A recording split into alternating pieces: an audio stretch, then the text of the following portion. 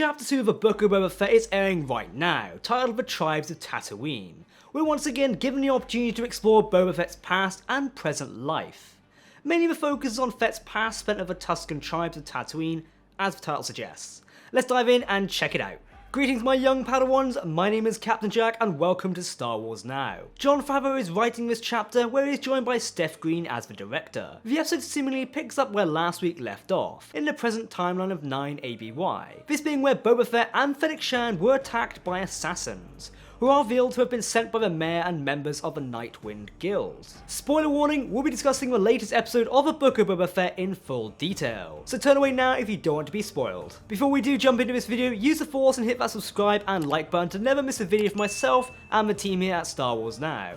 As always, if you're talking about Star Wars, then we want to hear about it. So my first point for Chapter 2's review is that I wish we spent more time in the present of the show. Don't get me wrong, I really love the flashbacks and establishment of Book of Boba Fett's character, as it's given us even more depth to him. Along with this, we're also filling in the gaps between 4 ABY, when Boba climbed out of the Sarlacc pit, and 9 ABY, his eventual return as seen in The Mandalorian. Personally, I'm more invested in the present timeline. While I appreciate the flashbacks, I'm more keen on seeing the present timeline and Fett as this crime boss of Tatooine. I'd really like to see more of a balance between the flashback segments and the present setting. Perhaps this is something I'll balance out in the later chapters like the next couple episodes, though this does remain to be seen as of now. I imagine we'll get more flashbacks next week of past Fett discovering a near-dead Fennec Shand and nursing her back to health, therefore starting their path together. We've still got to see him reclaim his starship, Slave One, at some point in the time. It's been teasing the trailers for the show, but has not been seen on screen as of yet. Lastly, anyone else getting slightly caught up with the flagships of Camino?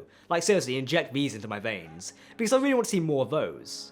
Part of me hopes we'll get an actual live Django cameo, one can wish really. However, regardless of that, the flashbacks have given us some little Easter eggs which you might not pick up on if you're not a massive Star Wars lore fan. Let's talk about the male and female characters who were present when Fett engaged the Marauders in the mini cantina. You know, where he stole their speeder bikes. The male and female individuals are called Kami, Marshtap, and Fixer, better known as Lay's Fixer Lorenzi. These two characters were previously seen in a deleted scene of Star Wars Episode 4 A New Hope. Both characters were friends of Luke Skywalker and Tatooine, frequently found at Tosche Station along with Deke, Windy, and of course Skywalker himself. Biggs Darklighter might have been there. This is a lovely little detail for Star Wars fans, and it's one of those Easter eggs and bits of fan service that you only really understand if you're actually aware of what it is, so I wouldn't say it's overdoing it in a sense. Of course, talking about the present, we're introduced to Mok Shaiz, the mayor of Mos Espa, as alluded to in Chapter 1. Originally, thanks to a rather interesting interrogation of a Nightwind assassin by Fennec and Fett, for a moment I did think they were going to be introducing a new Rancor living in Jabba's palace, but it appears this is not the case, and perhaps Fett does not have his own personal one yet,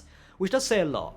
Originally there's been a rumour flying around for some time now that Muchi from the Bad Batch would appear in the show, but we'll likely see this at a later date if it's even true. Though speaking of interesting life forms, we're introduced to this Wookiee champion of the Hutts, who does not speak but is very intimidating. Seeing these Hutts named twins was really cool but raises many questions to myself. At this point in the timeline, I presume that most of the major Hutts were wiped out or not as powerful as they once were, with the death of Jabba leaving a large space and a power vacuum. This is somewhat true, as the twins were cousins of Jabba and therefore lay claim to his former domain. If I had to predict future episodes, this obviously would not be the last time we see the Hutt twins. A confrontation is on the way, and we're definitely going to see a fight between Boba Fett and the twins' Wookiee champion. They're Hutts. We would have to get permission if you want to kill them. Maybe it's settled. You really think so? No. That I can't wait for.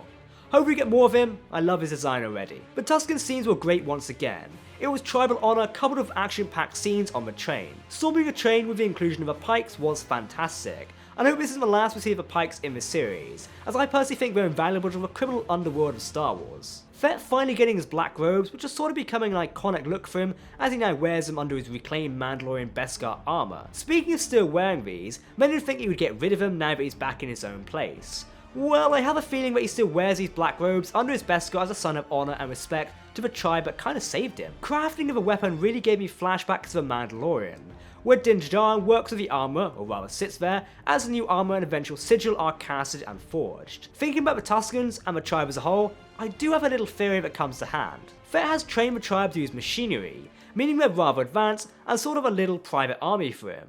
I would really not be surprised that in the near future of a Book of Boba Fett, we see the tribe come together to fight for Boba Fett and protect his domain. He certainly has a respect at a point in time, so whether that remains, which I think it does, will make total sense really. Overall, this episode was really good. The flashbacks, while a bit too long in my opinion, do not really take away from the quality of the chapter at hand. My only real complaints are flashbacks are lasting too long for my taste, though I can see at the same time that there is a lot of content to get through. As such, we don't have the luxury of spending every moment in the present. Hopefully later episodes adjust this, as I've mentioned. Alright Exalted Ones, that's it for myself on Chapter 2 of the Book of Boba Fett. It is certainly exciting. Don't forget to tune in for our breakdown videos and lore exploration as we go forward. Of course, as usual, don't forget to hit that subscribe button to keep up to date with the latest Star Wars news, lore and more. You can also follow us on social media as well. Make sure to let us know your thoughts in the video comment section below, because if you're talking about Star Wars, then we want to hear about it. That's it for myself today on Star Wars Now. I've been Captain Jack, and we'll see you next time. May the Force be with you.